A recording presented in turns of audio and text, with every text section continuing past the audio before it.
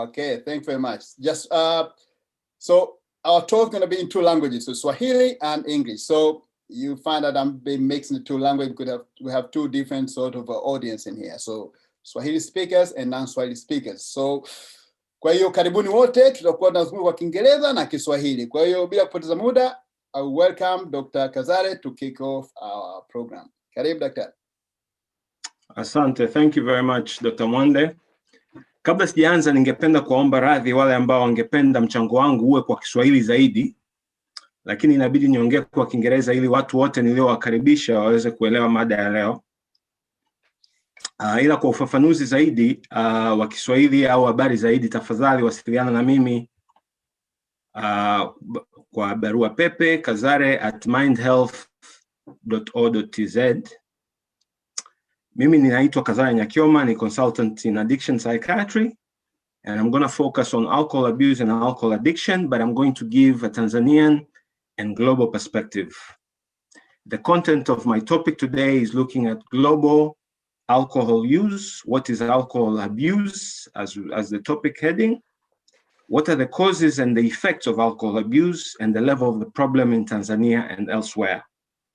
After that, I'll pass over to Dr. Salim, who will be covering treatments available and services near you.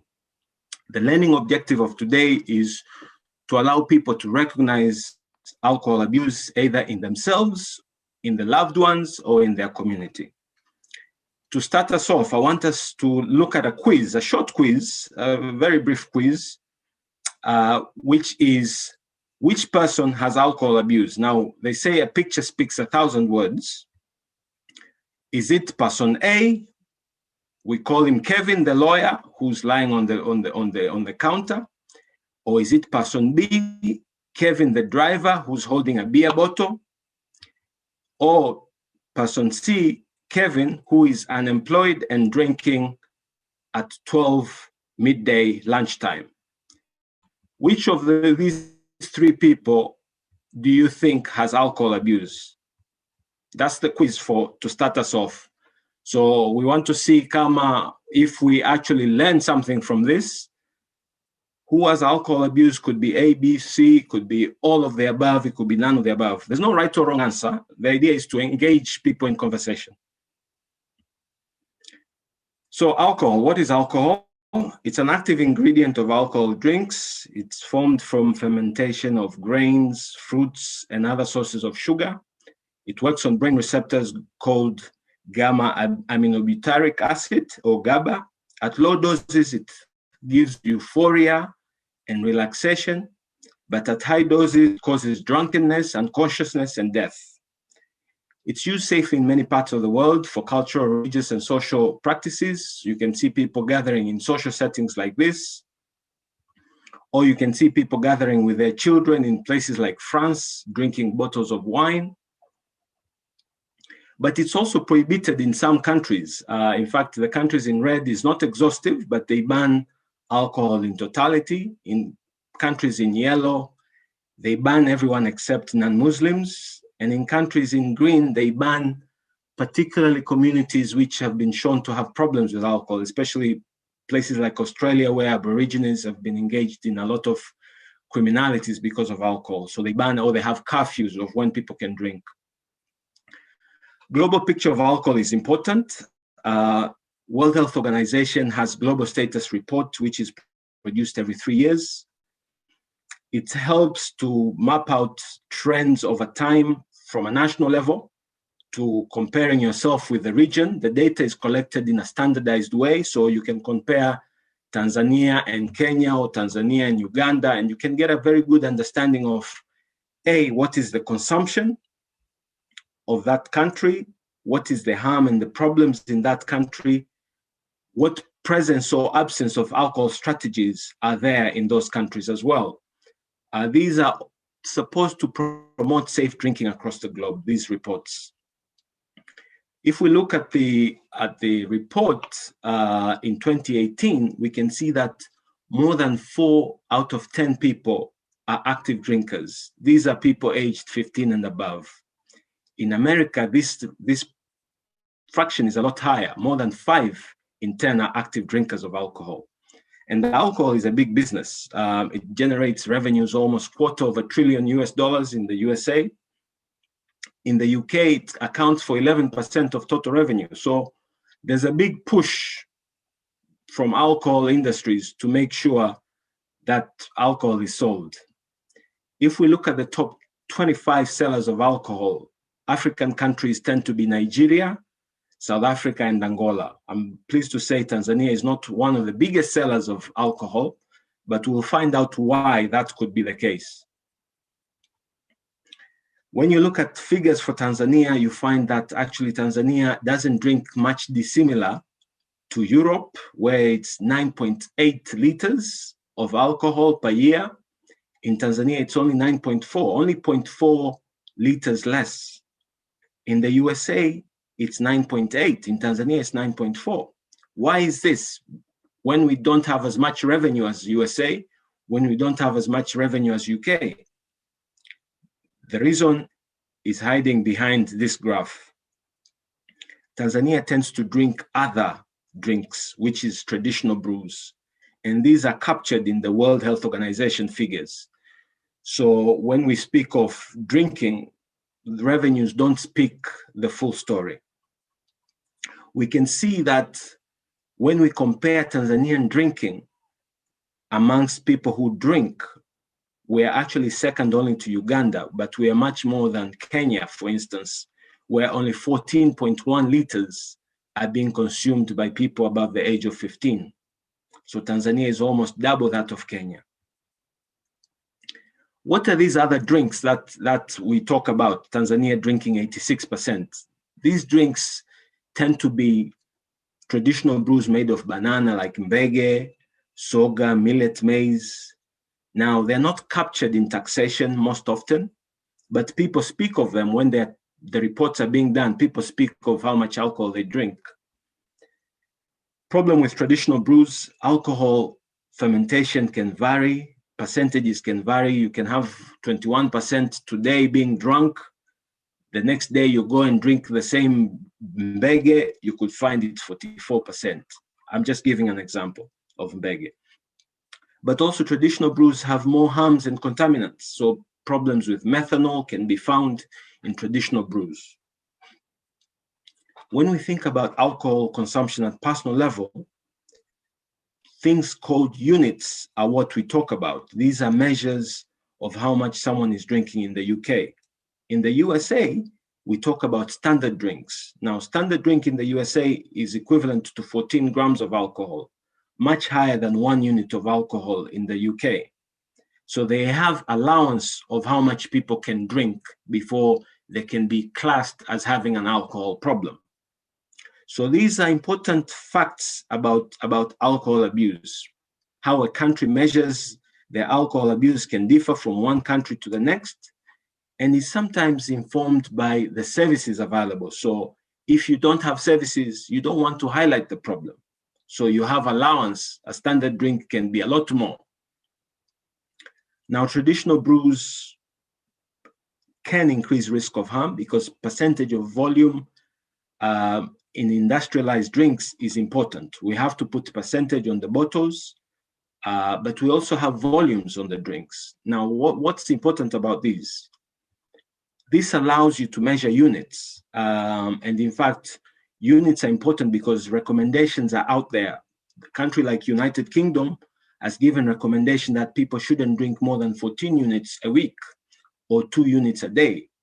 In a country like US, they talk about 1 standard drink a day. We can calculate units of alcohol. You can calculate that in every drink that you have. You look at the liters, you times it by the percentage, you get the number of units. So it makes it easier for people to know whether they're drinking too much or not above the recommendations. You can see this chart that different drinks have different units. So it helps you to know your limits, how much you are drinking, and whether you are falling within the lower risk level or not. When we look at standard drink, it's very similar calculation to units. All you do is you divide it by 1.75, you get the number of standard drinks if you're in the United States. Now, Tanzania adopts a mixed bag of both. Sometimes you see a clinician in this hospital, they can look at units. Sometimes you see a clinician in another hospital, they can look at standard drinks. So we tend to adapt one of the two, units or standard drinks in Tanzania. At population level, we can see that World Health Organization reporting shows us that every person who drinks 4.13 units in any given day. Now, if you remember, the recommendation is 1 or 2 units in the United Kingdom. So that is double already. So the high rates of alcohol abuse are very likely in the world. Similarly, in the United States, the recommendation was 1 standard drink. You can see from the statistics from World Health Organization that the average person drinks more than twice that. So what is alcohol abuse? Now that we know what alcohol measures are about, what is alcohol abuse? Alcohol abuse is the repeated act of drinking alcohol when the outcome can be harmful. It's not definitely harmful, but it can be harmful. It's not a clinical terminology, alcohol abuse. The proper terminology is alcohol use disorders. I've gone along with alcohol abuse for the purpose of the heading of this topic, but alcohol abuse can be used interchangeably with alcohol use disorders. This differs from alcohol addiction. Alcohol addiction, you do the same. You repeat the act of drinking alcohol, but this time the alcohol is definitely harmful. The outcome is definitely harmful. So we know the alcohol is harmful because you've gone through problems. And what are the types of harmful we're talking about? There's 3 types of harm we're talking about. We're talking about physical harm, that is from disease. You could have problems with going yellow, turning yellow, vomiting blood. You could have problems with falling because you've drunk too much. You could get into road traffic accident and injure yourself. You could engage in domestic violence and be hurt because of the domestic violence. So that's physical. Psychological is depression, anxiety, self-esteem, and confidence. All those can be affected by alcohol. The other type of harm is social harm. You know, you could be repeatedly losing employment because you're drinking too much and you're not showing up to work on time, or worse still, you're drinking at work. So we can see that there are very many different types of harm, and you know, someone with alcohol addiction already has those harms, but despite having harmful effects from their drinking, they continue to drink. Now, how do you know it is alcohol abuse or alcohol addiction, whichever the case? Well, the World Health Organization again comes into play here. It produced a screening tool, which is a 10-question, which we'll go through in a bit, a 10-question tool, which allows you to know whether you personally have alcohol use disorder or the person near you has alcohol use disorder. It's translated in many languages, Kiswahili being one of them. It captures 3 areas: consumption of alcohol, something called dependence, which I'll talk about in a bit, or harmful use. Now, when we look at the questionnaire, which is 10 questions, I'll quickly go through these questions. I think they're very helpful for people to understand. How often do you have a drink containing alcohol? Now, typically this could be 2 to 3 times a week. If it's 2 to 3 times a week highlighted in yellow, you score 3 points. How many units of alcohol do you have on a typical day when you're drinking? If it's 3 to 4 units in the United Kingdom, then you score 1.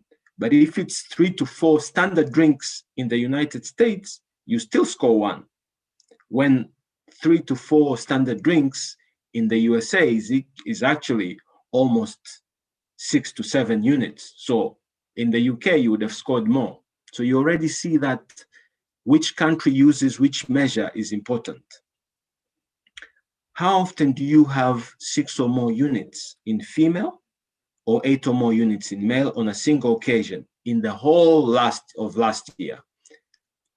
If you have less than monthly, that level of amount of drinking, then you score 1. So it's a scoring system. And ultimately, the first 3 questions can help you know whether you need to complete the rest of the 7 questions or not. If we quickly go through the next set of questions, which are dependence, how often during the last year have you found that you were not able to stop drinking? So you start drinking, but you don't stop until you fall down. Now, typically that could be less than monthly for most people, I hope. How often during the last year have you failed to do what was normally expected from you because of drinking? Again, hopefully it's never, but hopefully it's less than monthly as well. And the score is 1 or 0. How often during the last year have you needed a first drink in the morning to get yourself going after a heavy drinking session? Hopefully never. Worst case scenario, less than monthly. You score 0 or 1. How often during the last year have you had a feeling of guilt or remorse because you didn't show up at work and you got into trouble with the wife because of your drinking the previous night? If it happens as often as less than monthly, then you score 1. But it could be higher, it could be weekly. The next 3 set of questions are around harmful use. How often during the last year have you been unable to remember what happened the night before because of your drinking? This is called blackout. So you've drank too much, you've even had what we call amnesia or blackout. Have you or someone else been injured as a result of your drinking? Now we're looking at the last year. If in the last year that has happened, then you score 4 points. Has a friend, relative, or doctor or health worker been concerned about your drinking and suggested you needed to cut down? Or suggested, could be either. They could just be concerned, family member, or a professional has seen your blood results and said, I say, your liver is not looking good. So the audit scoring is out of 40. Our example that I used scored 18 out of 40. Where do they fall? Who are they? Are they hazardous drinkers? Are they harmful drinkers? Or are they dependent drinkers? Now, these are the 3 important people that we talk about when you talk about alcohol abuse. We talk about people having hazardous drinking when they score 8 to 15. We talk about people having harmful drinking when they score 16 to 19. We talk about dependence drinking or addiction in other terms when they score 20 to 40. So addiction is synonymous with dependence. What is hazardous drinking? It's essentially scoring 8 out of 15 or 8 to 15, or drinking regularly above the recommendation of your national country measures. So in the United Kingdom, that is more than 2 units. What is harmful use? Harmful use, it goes back to those physical, psychological, and social harm we talked about. You have problems with going yellow, you have problems with vomiting blood, you're getting into fights, you have depression, anxiety, those are associated harm. So your drinking is associated with harm. And the score is not quite at addiction level, but it's 16 to 19. Dependence, now dependence is a lot more significant. The drinking is typically more than 4 times a week. When we look at classification of disorders, which our psychiatrists use, me and Dr. Salim, there are 6 questions that we ask ourselves. Does this person have 3 or more of the following in the past year? Do they have strong desire or sense of compulsion to take alcohol? When they start drinking, do they have difficulties when they start? So they could start first thing in the morning instead of waiting until they go to work. Do they have physiological withdrawal symptoms? Typically, these start after 8 hours of stopping to drink. Have they built a threshold so much that actually they need more amount of alcohol to have the same effect? So you find people, initially, they could just get drunk with 1 pint of beer, but after a few years, 1 pint of beer doesn't do anything for them. It takes 4 pints of beers to get drunk. Progressive neglect of alternative pleasures, that can kick in as well. or they continue to drink despite those harmful effects we talk about, those physical, psychological, and social effects. The score on audit, when you do those test questions, you will definitely score 20 or above. We go back to World Health Organization report, which looks at and compares countries. We find that heavy drinking is very common in Tanzania. In fact, more than half of people aged 15 and above report that they've engaged in heavy drinking in the past 30 days. This is significant because it says a lot about the risk of alcohol use disorders, the risk of hazardous drinking, the risk of harmful drinking, and the risk of dependence, those three types of abusers. And we look at ourselves and compare with Uganda. We say, okay, maybe Uganda is a bit more, it's 56.9, but we're much more than Kenya. Unfortunately, South Sudan did not have any reports on their drinking when the report was done in 2018. When we look at alcohol abuse, now alcohol use disorder, people who present to hospital or doctors or clinicians, the percentage goes down. Instead of 55.8 that we talked about in Tanzania, only 6.8 have presented themselves to the doctors to have reporting having alcohol use disorder. Why is that? Well, typically we find people do drink quite heavily before they realize they have a problem. So it takes a while to present to a doctor and say, I have a problem. What are the causes of alcohol abuse? Now, alcohol abuse can be divided into three causes: physical, psychological, social or environmental causes. Now, when we look at physical, there is genetic evidence in some families, especially when we find people becoming alcoholic at the age of 19 or 20, before having real life pressures, real life stresses. And you look at, track down their family, you find actually father had a similar problem, uncle had a similar problem. Then we say that there's complex genetics. There isn't a single gene identified, but clearly there is a trend or a pattern. Chronic pain, again, chronic pain is a common cause, physical cause. But after drinking, there is dopamine activities in places where we call reward centers in the brain that change after a while of drinking. Also, GABA receptors become desensitized. It's a bit like a car driving.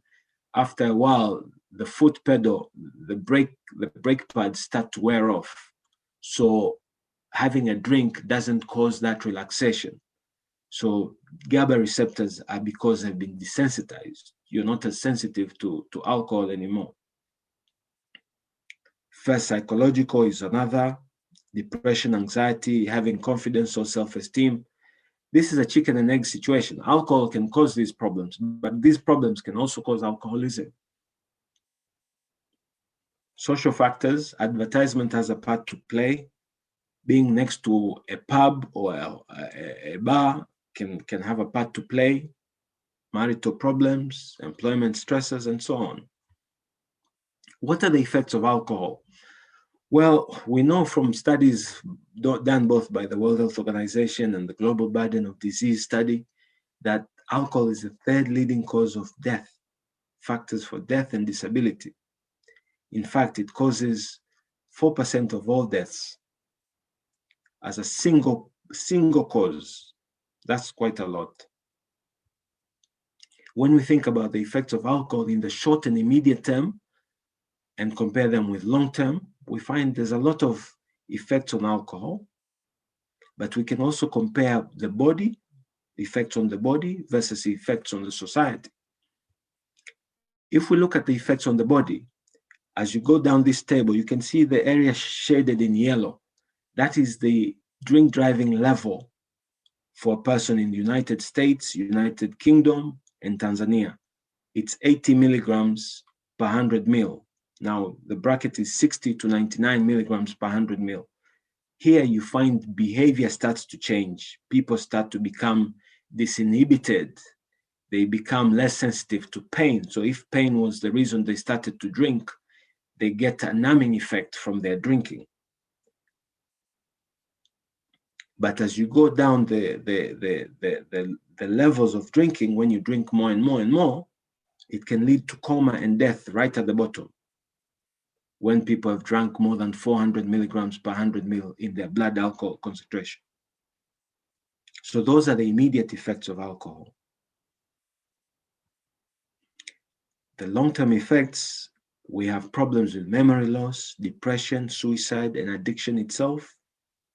But cancers, a lot of the cancers that we find now, they're increasingly being associated with alcohol, especially throat and mouth cancer, liver cancer, of course, because alcohol is broken down mostly by the liver.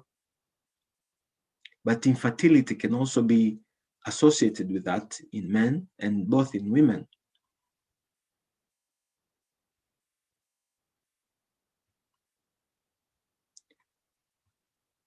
When we look at the scarring of the tissue of the liver cirrhosis, we call it, we find that a big percentage of that is because of alcohol, especially in men.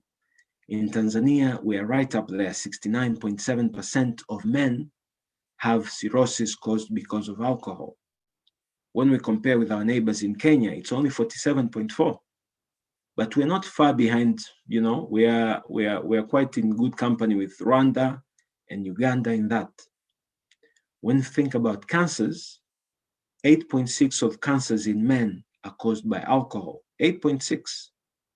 That's quite significant. Whereas in women, it's a bit less, it's 2.3%. Well, you could argue significantly less. Now here, we're a bit more than Uganda, but we're slightly less than Rwanda.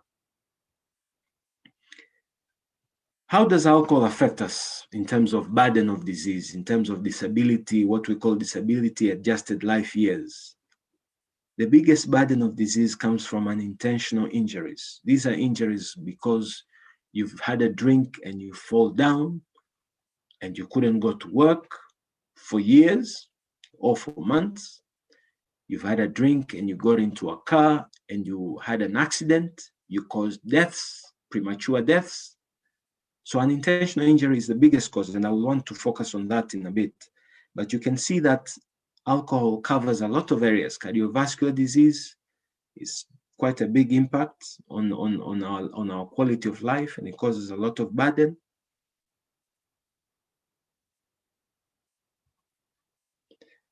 So the 30%, 3 out of 10 is because of unintentional injuries. These are mainly because of two things: falls or road traffic accidents.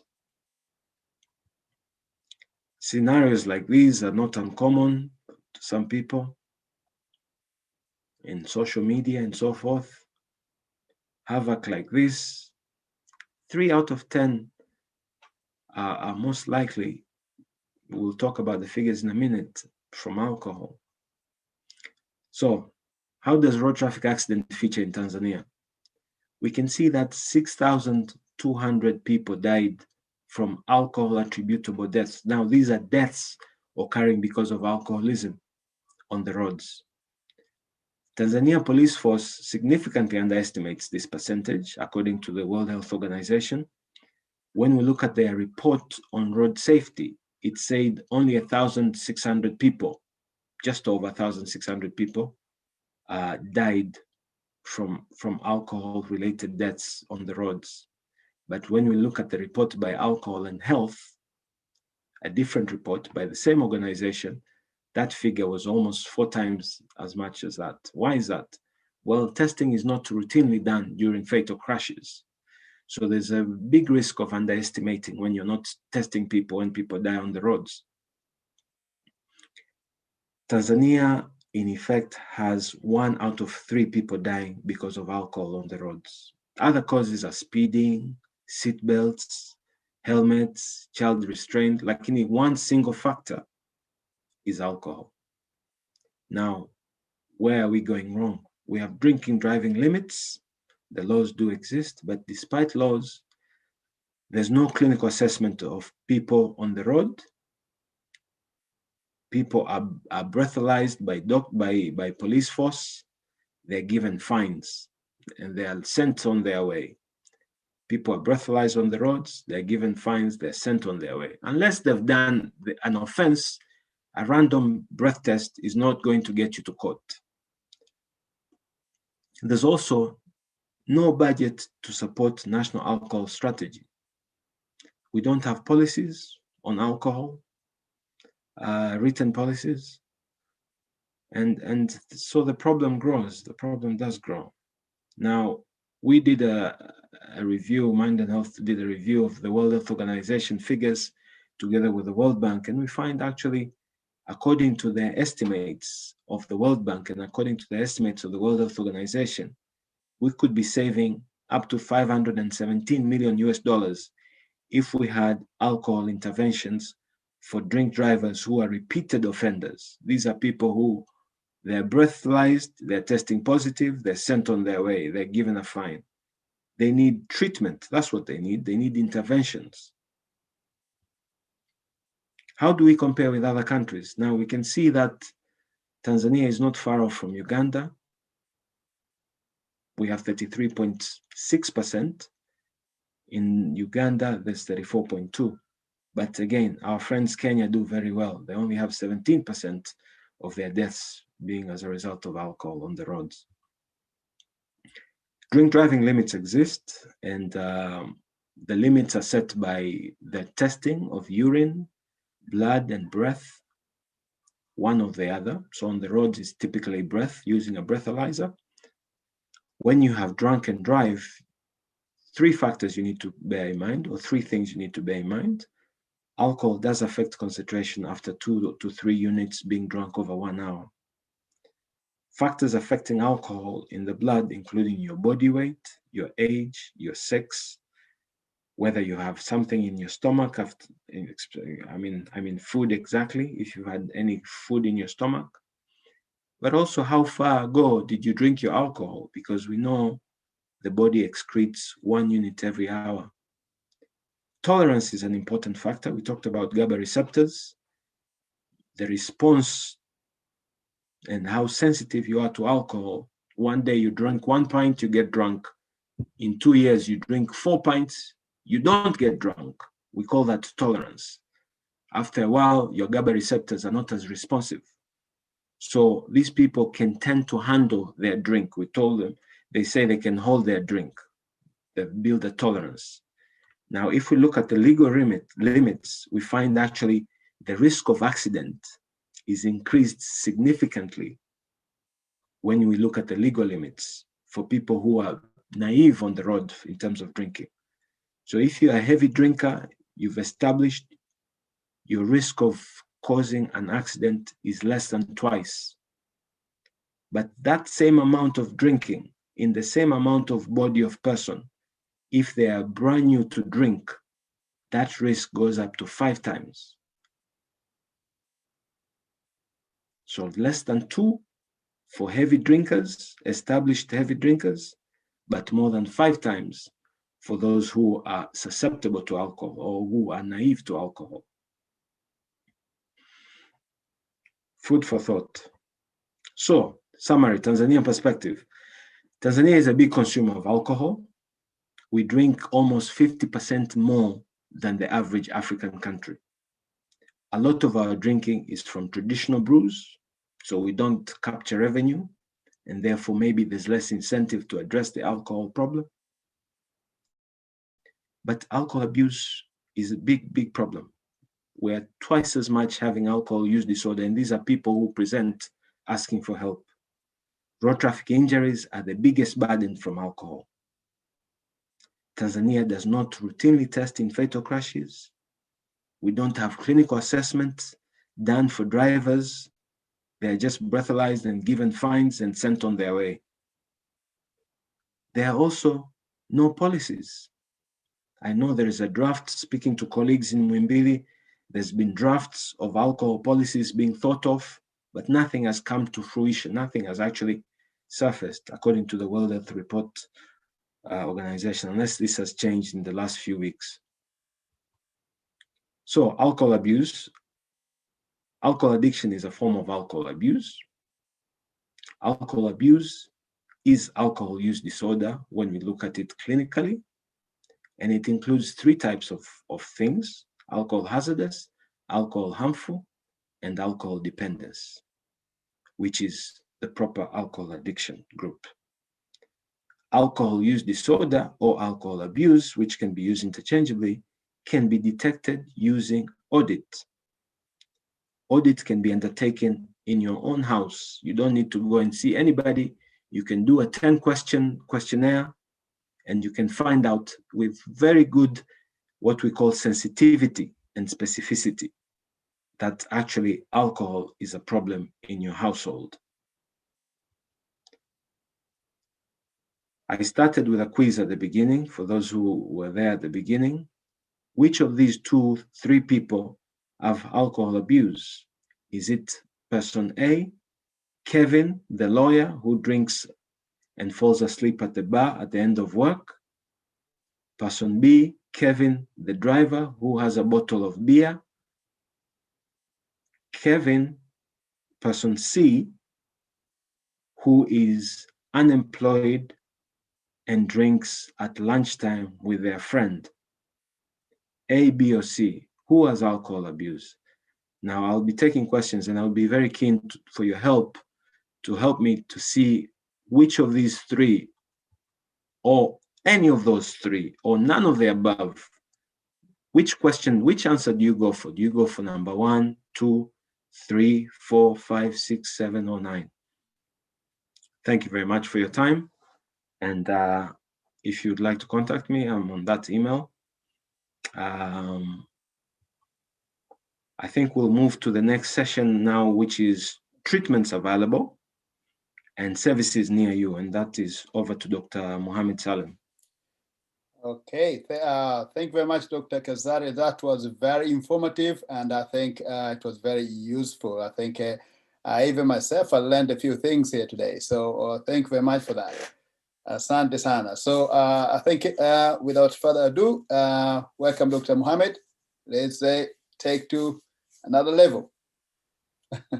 Thank you very much, Dr. Kazare. I think that was very in-depth presentation, and I'll be happy to proceed with the second part on treatment. So, yeah, when we talk about treatment for alcohol, I think I'm going to cover where to go for treatment planning, aftercare, and when you talk of aftercare is when you have had your treatment. To be able to prevent a relapse, it's important to have an aftercare. And it's very important to stress that any treatment for alcohol has to be holistic. I think Dr. Kazare presented the 3 major effects of alcohol: physical, psychological, and social.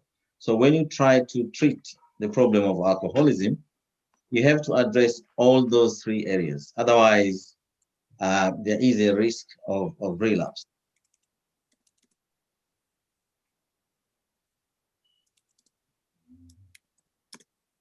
I think also Dr. Kazare covered that when we talk about alcohol misuse, we are talking of ethyl alcohol. If you remember, your chemistry is C2H5OH. And Dr. Kazare also said alcohol is a depressant, which means it slows the function of the central nervous system. It blocks some of the messages trying to get to the brain. This alters a person's perceptions, emotions, movement, vision, and hearing.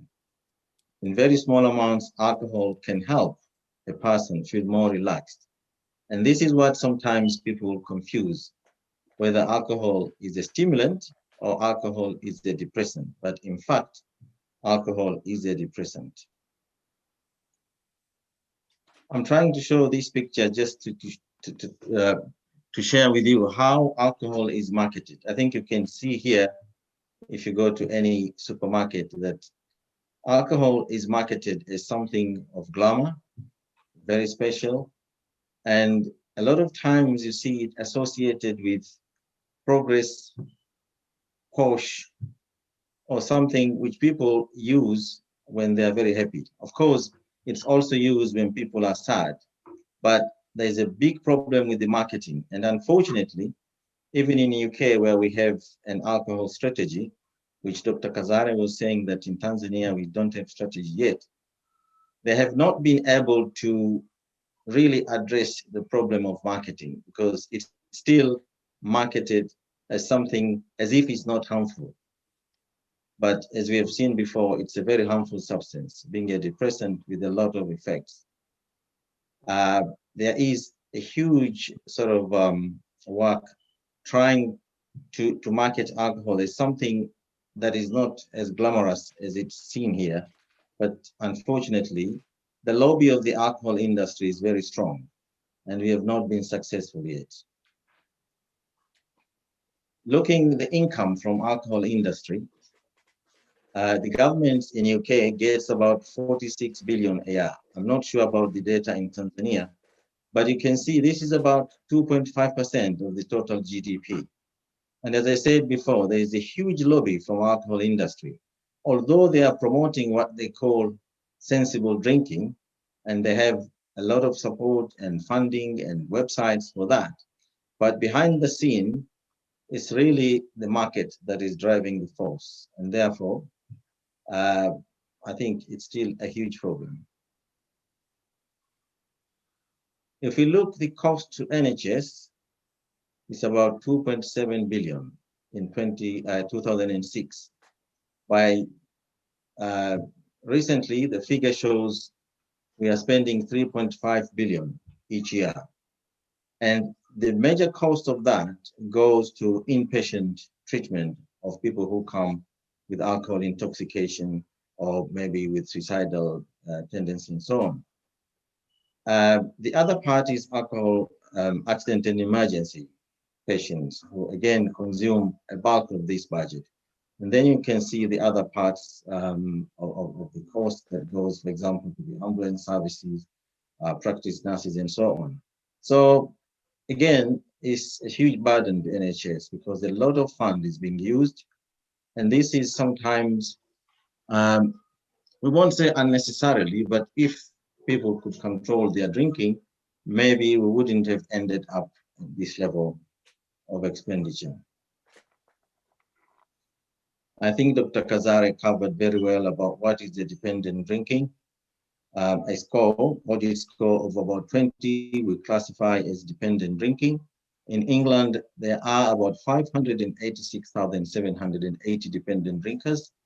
This is according to the stats of 2017-2018, but only 18% are accessing treatment in the UK at the moment. And Dr. Kazare also mentioned that it's the biggest risk factor for death, ill health, and disability, especially among 15 to 49 years old. I mean, I have to say that alcohol is legal in the country and in many countries, except for the ones which, again, Dr. Kazare mentioned, which is not legal. Because of this, for those who are allowed according to the law, they can easily access alcohol. And therefore, it's very accessible because it's legal here in the UK and many other countries. But when it comes to treatment, you cannot force someone to go to treatment.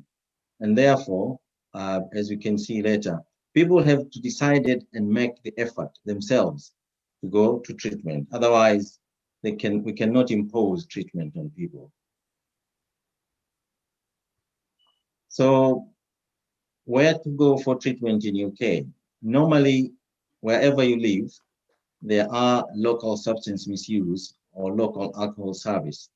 And these varies because the local authorities commission to NGOs is normally not under NHS in most of the places. In few places is under NHS, but in most of the places is under non-governmental organizations, and they are funded by the local authority. There is a bit of money also from the other sources, but it's mainly from the local authority.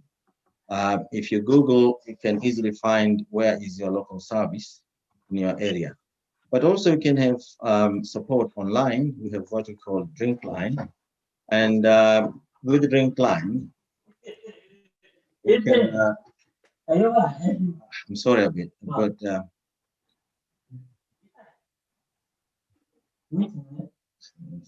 okay, thank you. Yeah, another source of information will be Alcohol Anonymous. These are 12-step services They are mainly meant for people who are abstinent, who have stopped drinking. And it is supposed that for those who attend Alcohol Anonymous groups, either they are abstinent at the point of attending the groups or they have stopped completely. Normally, they would prefer people who have stopped completely. But again, if a person can attend groups not under the influence, they are also able to access these groups. Hospital treatment, although I did mention the budget that is spent by NHS, is not something that we encourage people to go to hospital. Alcohol treatment in hospitals only come at a point of acute alcohol intoxication or where there is the risk of life of a person. For example, they are suicidal or they have had an accident and therefore they have to attend the hospital. But in the normal setting, we do not encourage people to go to hospital for treatment of alcoholism. And another source of treatment is private. And there are a number of private services in UK where people can go and attend treatment. They are usually of different price ranges. They differ. I mean, there are some that are a bit cheaper and there are some that are very expensive. So it's a matter of choice and the budget the persons have in terms of what they want to access.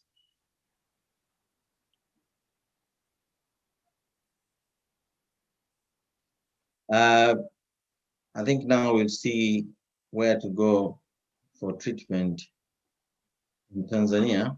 Dr. Kazare did mention about services in Tanzania briefly, and I have to say that this slide is from his courtesy. We got this information from him. He did mention Muhimbili Mental Health Unit, where you can access treatment. And you've got names here, Dr. Frank and Dr. Pratseda. There is also Alcohol Anonymous Service, 12 steps, psychological support, and they have a contact name of Samir Maya. And there is a telephone number there. For those who are in Tanzania, I think you might be aware of this service. But again, there is a service called Hope Again around Bahari Beach. The telephone contact number is here. And there is also an email address. And I think there are a number of sober houses in Tanzania. We've got an example here of one at Kigamboni, but I know a number of other places, for example, in Bagamoyo, I've heard of one, and other places also, they have sober houses where people can go in for residential treatment.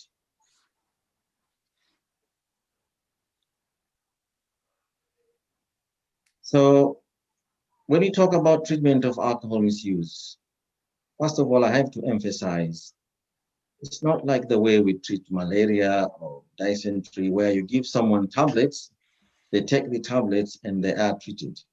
It's a very complex situation. Dr. Kazare did mention here of psychological and physical dependence.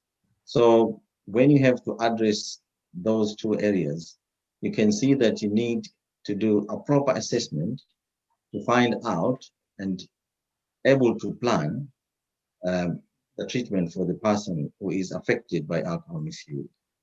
We try to find out how much the person is drinking and whether, according to the amount they are drinking, is it a dependent drinking or they are casual, non-dependent drinkers.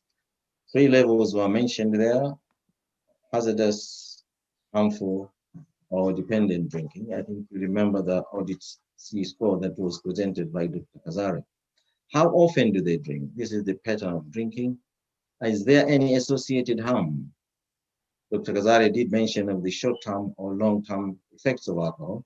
And of course, we have to make sure that in the process of planning the treatment, we have to address those issues. How long for has the person been drinking? Factors contributing to drinking, whether there was a death in the family, relationship problems, job loss, etc. Any previous history of treatment. We are trying to find out whether this person has relapsed after having had treatment.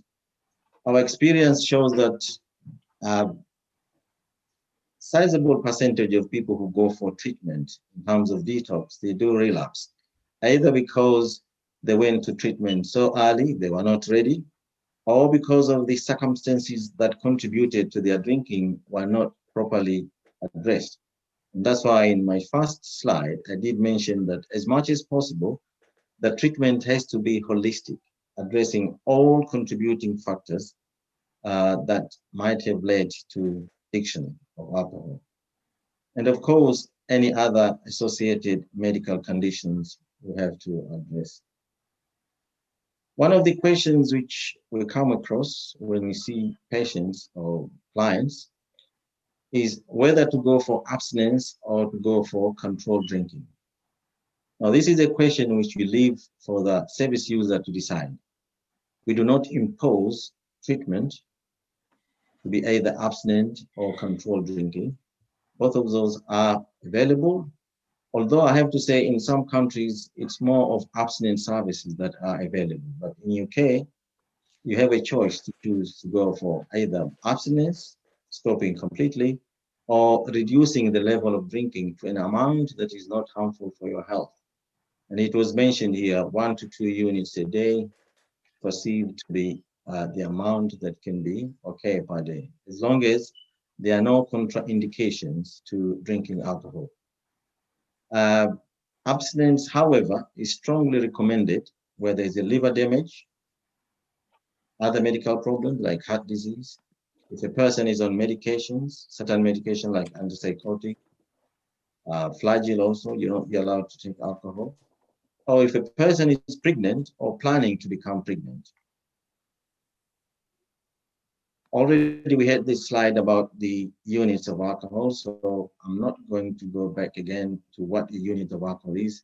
But for those who prefer to go for controlled drinking after doing the assessment, the amount, as I said, is recommended to be between 1 and 2 units. It takes time to reduce from dependent drinking, harmful drinking, or hazardous drinking to 1 to 2 units. And of course, it's not a matter that we just say, go and stop today or go and reduce today to 1 and 2 if you are a dependent drinker. It takes time and it needs proper supervision of clinician.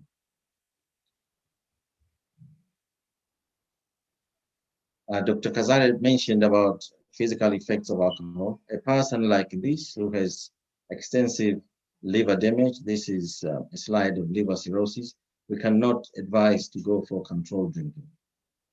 You can see here a clinical picture of ascites due to liver cirrhosis, extensive fluid retention in the abdomen, and you can also see these marks around the abdomen due to effects of jaundice in the body causing itching, and you can also see the these veins due to congestion of blood circulation.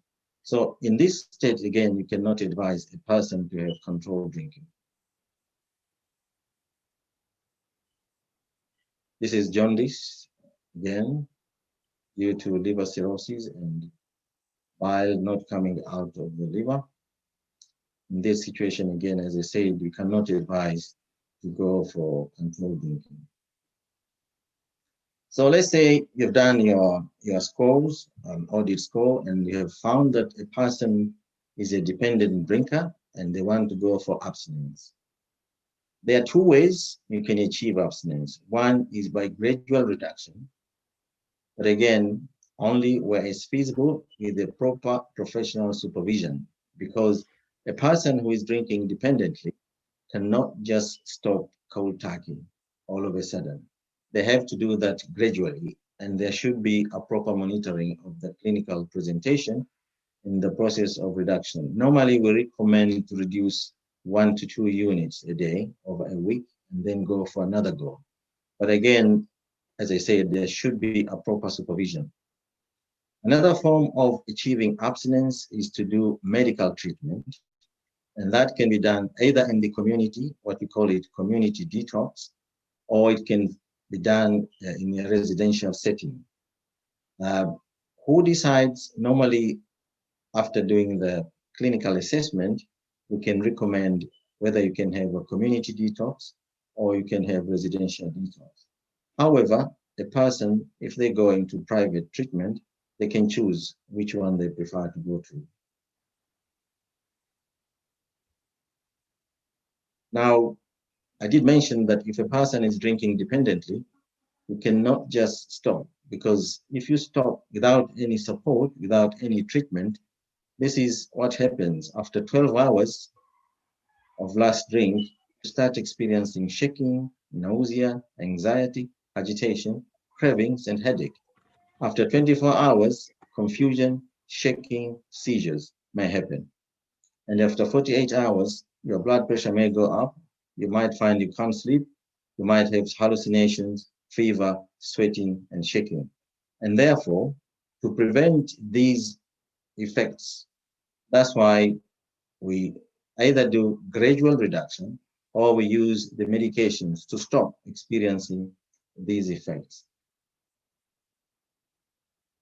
So what is community detox? It's a medically assisted withdrawal from alcohol using prescribed medications.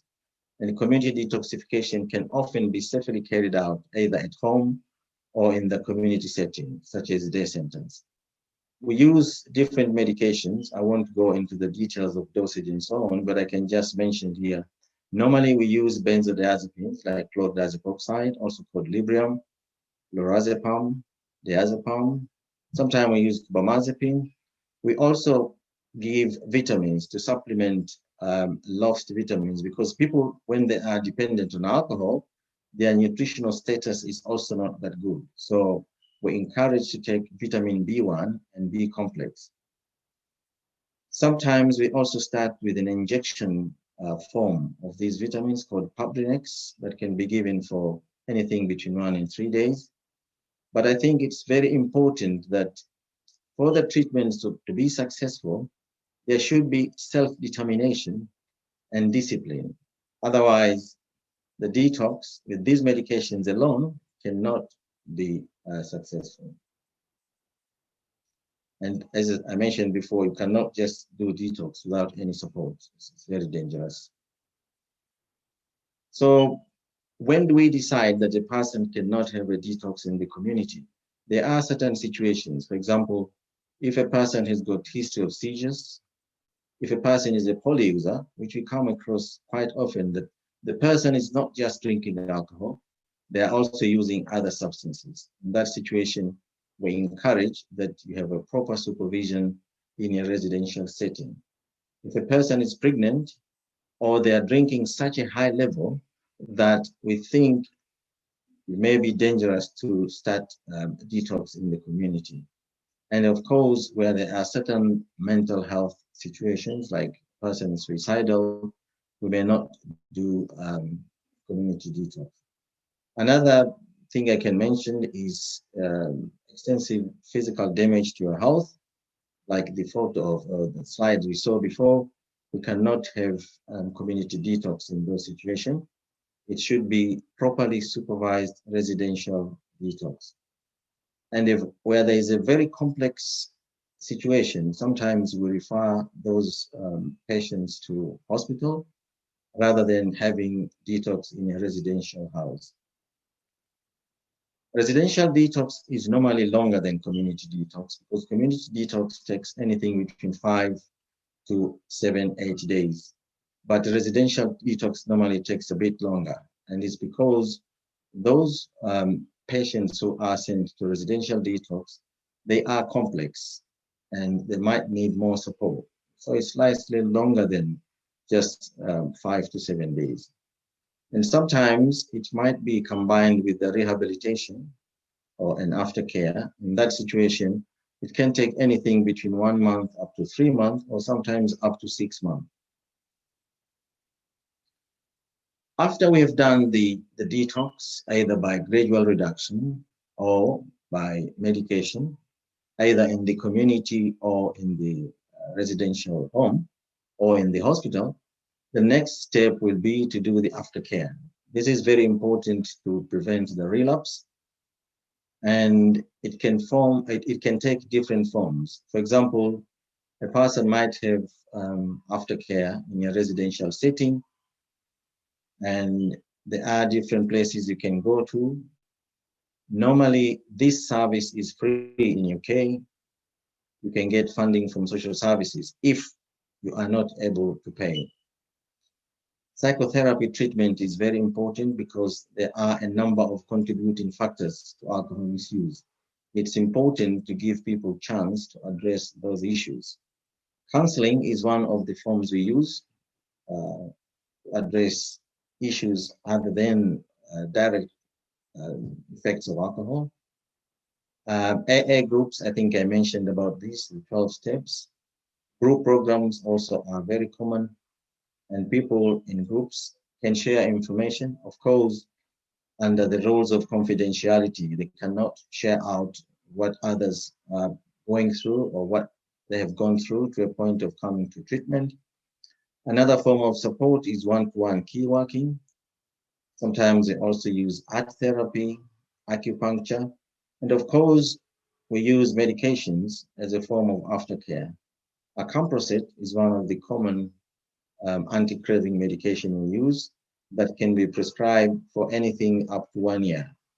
This is normally done through GPs after the person has completed their treatment, but you can also use disulfiram, naltrexone, or nalmefene. I won't go into the details of this slide. I think we'll jump into the contributing factors which also have to be addressed. I think Dr. Kazare covered this very well. So for the treatment to be effective, we have to address those issues. Otherwise, there is a risk of relapse. So issues of homelessness, we come across a lot of people who are homeless, who are brought to the treatment. Normally, those people cannot have community detox. We refer them to residential detox. But one of the issues we normally come across is after they complete the treatment, where do they go to? They need to be rehoused, and it can be an obstacle to maintain abstinence. Family issues sometimes are a very common cause of alcohol misuse. They have to be addressed through reconciliation processes, counseling. Bereavement is another cause, as mentioned before. And of course, peer pressure sometimes. People belong to a group of people where they associate, socialize through drinking circles. It's very prominent in certain careers, banking being one of them. After a big success, they normally celebrate in pubs. And we do come across people of those type who are well off, but again, they have alcohol dependency. Or it might be a problem at work. So these issues have to be addressed. And sometimes they might be beyond the scope of a service providing the support, because problems at work sometimes might mean a person might have either to leave the work and look for an alternative, or they might have to resolve the issues where possible. I think that's my presentation, and I'm happy, along with Dr. Kazare, to take up questions from what was presented before and also from the treatment aspect. Thank you very much for listening. All right, fantastic. Thank you very much, Dr. Mohammed. Asante sana daktari. Nafikiri wote tumejifunza mengi sana kabisa katika hii siku ya leo. Kwa hiyo tunakaribisha maswali, any questions, any queries regarding alcohol use or misuse. Nafikiri mimi na swali moja kwa nyie wataalamu. Kwa mfano kwa hizi huduma na kuna namba hapo na hizi service kwamba kule Tanzania kuna rehab centers na badika. Je, gharama zake ziko ni nani analipia? Kwa sababu unakuta wengi ambao wanatumia huu labu, unakuta labda hawana uwezo wa kulipia kama ni private service. Kwa sasa inakuwa vipi yani? Dr. Kazare or Dr. Mohammed, whoever knows, please. I mean, kwa hapa UK. No, kwa Tanzania. Kwa Tanzania. Yes. Kwa Tanzania sina experience kubwa, lakini najua kwamba iwapo mtu ameenda hospitali, of course matibabu Tanzania ni bure, unless ameamua kwenda private. lakini sober houses nyingi as far as I know zinalipisha. It might be there are very few ambazo ni free, lakini sina uhakika. I hope Dr. Kazare labda unaweza ukaongezea au mwenzetu yoyote aliyoko Tanzania. Dr. Kazare, please. Yes, thank you for the question. Can I ask Dr. Nasib, did you manage to do my quiz, by the way, before I answer your question? I've done your quiz. I mean, what is your answer? There's no right or wrong answer. There's nothing right or wrong. I think to me, from a personal level, they're all wrong. They shouldn't be doing it. I think they'll have a problem, maybe of different level, but they'll have a problem. I mean, you cannot judge. Yes, it depends how much they drink anyway, but I think they all, to me, I see them as a problem. That's my answer. Okay, fair enough. Asante. But pictures can be deceiving, you know, unless they do an audit, really pictures can be deceiving. I think that was the basis of my conversation. Treatments. Now, Muhimbili offers access to treatment and you can be admitted, obviously, if you're withdrawing from alcohol and you're in situations of seizures and DTs, through the emergency department. And you will get the immediate life-saving intervention for seizures or what we call DTs. These are severe withdrawal states at point of need. Now, any aftercare or ongoing detoxification will be assessed by social care and looking at your income. There is a pot of fund that covers people who are means tested. It's very much means tested. I was hoping Dr. Praxeda or Dr. Frank, the specialists in this area, were going to join us. I don't know if they've joined us, Dr. Praxeda or Dr. Frank. I have not seen any of those, but okay.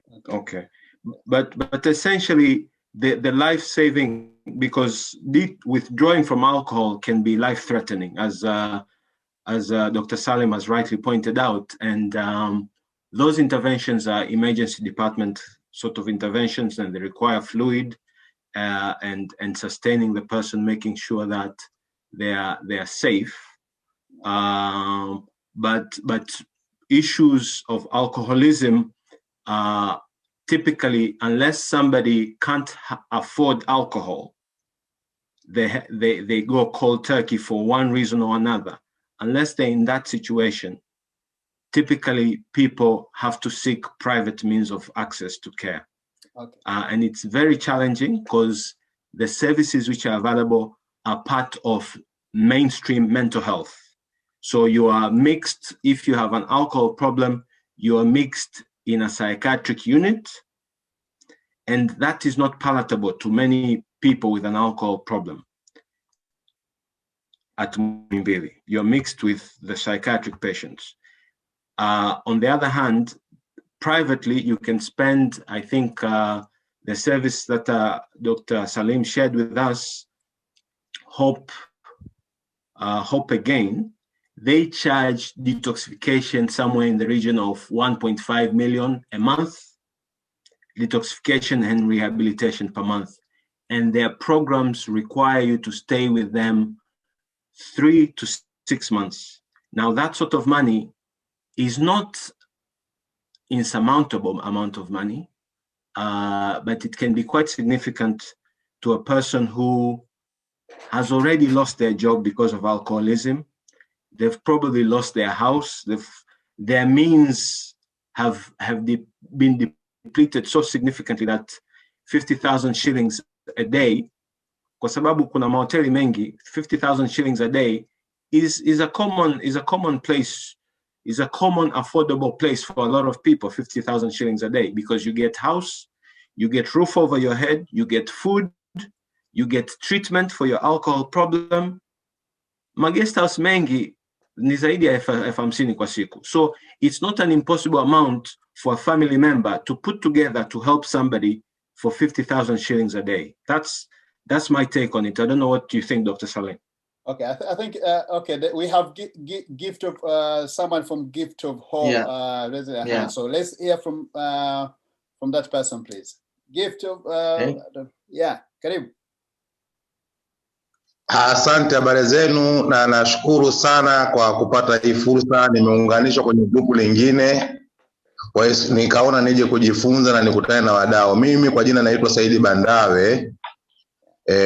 Tuna asasi ya kiraia au NGO inafanya kazi ya kuwasaidia watumiaji wa dawa za kulevya ambao wa aina zote wakiwemo na wa vilevi vya aina na pombe kwa ujumla. Na topic ya leo nimeipenda kwa sababu ni moja ya maeneo ambayo sisi tunafanyia kazi. Sisi tuna host sober house ipo Tanga, inaitwa Gift of Hope, lakini pia tunafanya programs zingine za harm reduction, maana yake ni referral and leakage kwenye huduma ya methadone. Na sasa hivi kwa client wengi tuliokuwa nao, wengi wao ni wa pombe, Valem na hivi vile vingine, kwa sababu wale wa heroin tunawapeleka referral kule Bombo Hospital kwenda kupata tiba. Kama alivyozungumza mdau, nimemsikia wa Muhimbili wanaofa, hata Tanga pia pale Bombo Hospital kuna kijisehemu cha afya ya akili wanafanya hiyo detox, lakini mwisho wa siku wanachanganya, yani mtu mwenye issue ya akili na watumiaji wa pombe. Kwa hiyo wanatuletea sisi azerifu. Lakini huduma za sober house kwa sisi tunachaji 300,000 kwa mwezi, lakini hapo 300,000 kwa mwezi tunaangalia pia willingness ya client. Issue si fedha, issue ni willingness ya yule client, kwa sababu kuna wengine wanakuja wanagonga geti, tunawachukua na tunawasaidia pale wanapofuata utaratibu na wanafanya vizuri. Kwa hiyo it's not about money, first of all is about a willingness. Mimi mwenyewe ni mtumiaji wa dawa zote ikiwemo na pombe, heroin na vyote, na nimestay clean kupitia msaada kama huu wa sober house. Kwa hiyo kuna rehab, lakini kuna service ya sober house ambazo ni 300,000, wengine wanachaji 400,000, haina standard maalum. Lakini kwa nini sober house zinachangisha? Ukiangalia hela so charging ni kwa ajili ya huduma zinazopatikana ndani, kwa sababu hizi ni organization, na issue ya pombe watu wengi hawaitilii maanani, ikiwemo na serikali labda kidogo ndio wameanza kuweka nguvu. Hakuna fund yoyote inayoweza kuwezesha pale nyumba kulipia kodi ya nyumba, vyakula na vitu vingine ambavyo viko pale katika zile huduma. Kwa ndio maana familia zinakuwa zinachangia kiasi za fedha kwa ajili ya kula chakula cha client, masomo na zile detox. Na nimependa hiyo topic alipoonyesha aina ya dawa tunazotumia. Sisi tunakuwa tunaongozwa na madaktari na tukupa. Kwa hiyo hapa nataka niweke vizuri tu kwamba sober house zipo, lakini huduma zake ni nafuu. Lakini pia haimaanishi kuwa na hela au kutokuwa na hela ndio uweze kupata huduma. Kinachoangaliwa ni kipaumbele cha client kutoka kuacha issue ya pombe. Lakini kwa mimi tunapokwenda field, issue ya alcoholic kwa Tanzania ni kubwa, lakini haijatiliwa mkazo. Yani wengi wanaokuja ni zile family fulani zimeona mtoto wao ana tatizo, lakini kwenye family hizi ambazo ziko hali ya chini na kwa maisha yetu tunaoishi kama Afrika, they don't care na hawaoni kama pombe ni tatizo. Yani hawaoni pombe ni tatizo kabisa, ukiondoa ile dinaya ya wale wenyewe ambao wanatumia hivyo vileo. Kwa hiyo wanafikiri kuna haja ya kuongeza nguvu. Lakini pia kuna recovering house nyingine ni sober house, inaitwa Changamoto ni Matumaini. Hii Changamoto ni Matumaini ni drugs free. Ukiingia kwenye hicho kituo ni bure, lakini huduma zao wao hawafanyi detox. Ni huduma yao ni spiritual principle, wanafanya zile za kiroho za kidini. Iko Arusha na Dar es Salaam. Hawa wanachukua client bure, lakini akifika pale haruhusiwi sigara, haruhusiwi kilevi chochote. Na wanachofanya mle ndani detox yao ni kazi. Wanawafanyisha kazi client, study za maisha, mpaka mwisho wa siku watu wanakaa vizuri. Lakini mule mara nyingi wamejikita kwenye dini ya Kikristo.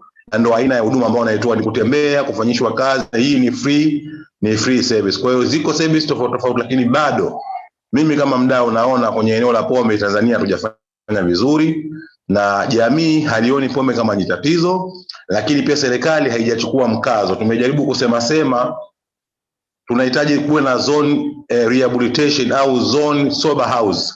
Yani serikali yenyewe ifungue vituo, hizi huduma ziwe available kama wenzetu. Nimemwona daktari alikuwa anaelezea hiyo kwamba ziko kila aina ya huduma katika maeneo yao. Kwa Tanga sasa hivi kuna groups za nje, 12-step program ambayo ni Narcotic Anonymous, ambayo hii inachukua watu wote wenye tatizo la uraibu, na kuna Alcoholic Anonymous, we are about to start it soon.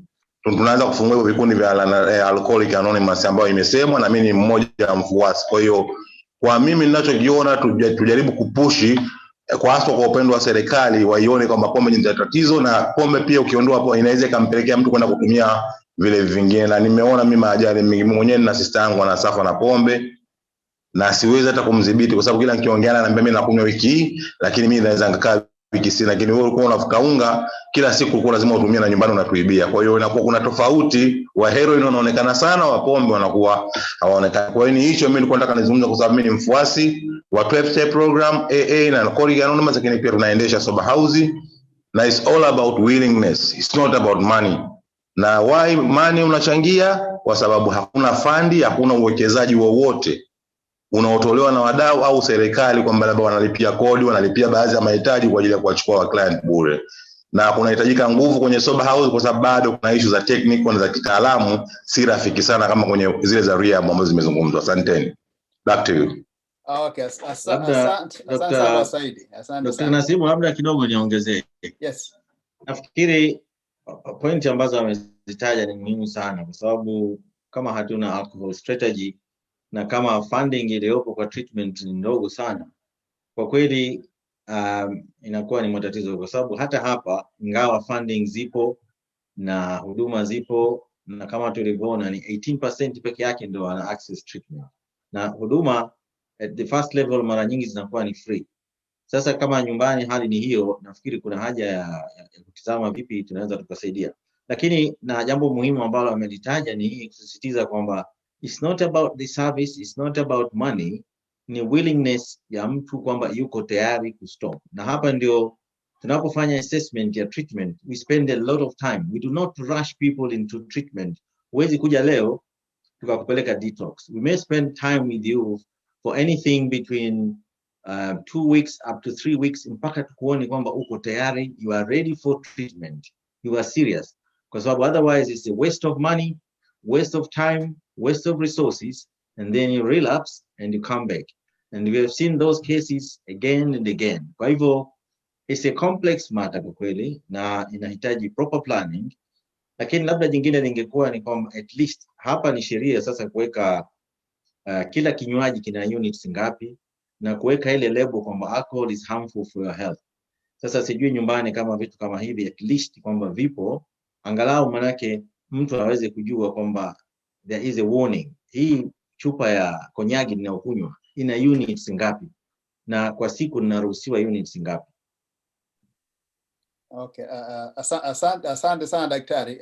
Nafikiri kwa wenzetu ambao wako nyumbani kwa sababu kwa UK ni hicho kipo tayari, lakini kwa nyumbani sijui kama konyagi na ndivyo gani au mbege au lanzi, kwa sababu tatizo kama ilivyokuwa na Kazare ni vile vinywaji ambavyo tunatengeneza mtaani, kwa sababu kwa kingine kina alcohol level iko hapa, kingine kiko chini, kwa hiyo uweze kujua mtu anakunywa kama togwa tu. Kwa hiyo so it's just difficult, lakini nafikiri cha muhimu ni kwamba serikali ikitilia manani alikuwa na strategy na hii kitu, kwa sababu watu ambao ni walevi hawa ni watu ambao tunapoteza, ni wazalishaji ambao kwa kama hatuangalia hao, na maana tunapoteza nguvu fulani katika kujenga uchumi. Kwa hiyo asante sana. Nafikiri vile vile muda sio rafiki sana. Nafikiri let's have 5 minutes kama kuna mtu ana swali au kuna chochote cha nyongeza, let's try to wind down a little bit, kwa sababu nafikiri unajua kinachoendelea baadaye. So nafikiri let's say we have been going for 1 hour and 20 minutes now. So let's have 5 minutes to recap. Dr. Kazare, karibu, final word. Asante. Nimependa mchango wa Gift of Hope na mchango wa Dr. Salim. Nitaka tu kuongezea kwamba industrialized drinks kama konyagi falls under spirits. Kwenye zile traditional brews ama other drinks, konyagi haipo pale. Konyagi it's an industrialized drink, ina percentage kwenye chupa, uzuri wake.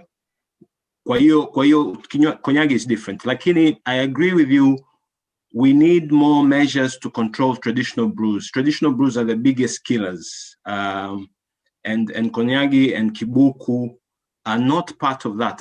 I think Kibuku also has percentages controls on their measures. Okay. So sasa kabla hujamaliza, Dr. Mohammed, any final words? Maybe I just would like to advise anyone who might have a problem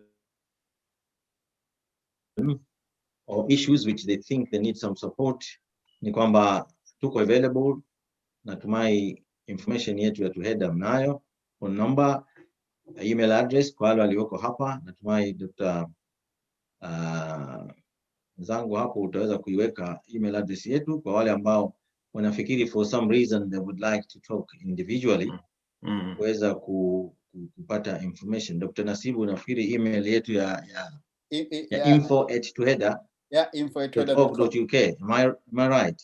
No, it's info@tuheda.com. Mnaweza mkatu access. Dr. Kazare pia ameweka email address, na tuko available anytime. Naweza mkatu contact kuwapa advice in case kuna any problem. Kwa upande wa nyumbani vile vile nafikiri tumesikia hali ilivyo, lakini najua kwamba services nyingi sasa hivi zipo. Kwa hivyo tuchukue hatua kuweza kuwasupport ndugu na jamaa, kuwasaidia, kwa sababu sometimes people do not understand kwamba they have a problem. Kuwasaidia waende kwenye services, kupewa advice na finally kupata huduma. Asante sana. Okay, asante sana Bwana Kazare, asante sana Bwana Mohammed, na vile vile ningependa kumshukuru sana Bwana Saidi Bandawe kwa mchango wake kutoka nyumbani, kwa sababu sisi tupo hapa, vitu vingine hatufahamu. Tunapata watu ambao wako tayari on the ground, inatusaidia sana kuelewa kwamba nini kinachoendelea nyumbani. Na kwa hiyo nafikiri kama kuna watu nawafahamu, let's get connected kwa sababu kwa pamoja tunakuwa na nguvu zaidi. Kwa hiyo nafikiri huu uwe ni mwanzo tu katika kushirikiana na kuengage na serikali kuangalia jinsi gani tunaweza tukawasaidia wenzetu ambao wana matatizo haya ya ulabu. Sawa, nafikiri na hii presentation iko recorded, na baadaye nafikiri kama sio kesho mchana au jioni itakuwa kwenye channel yetu ya YouTube na kwenye website ya ambayo ni www.tuheda.com. Kwa hiyo itakuwa inapatikana, so you can listen to it again, you can watch it again. Kwa hiyo inakuwa sio shida sana. Kwa hiyo na wataalamu hapo, Dr. Mohammed yupo, kituandikia tutakuunganisha naye. Dr. Kazare yupo na email yake kama ilivyo hapo kwenye screen. Kwa hiyo nafikiri kama hakuna maswali zaidi, mimi ningewatakia jioni njema na twende ukaenjoy mpira, lakini jamani, pombe sio togwa, kwa hiyo enjoy it responsibly. Kwa hiyo all the best, and thank you very much again, Dr. Kazare, Dr. Mohammed, and everyone who participated on this webinar. So on that note, have a good evening. Thank you. Asante sana. See you next time. Bye. Thank you very much.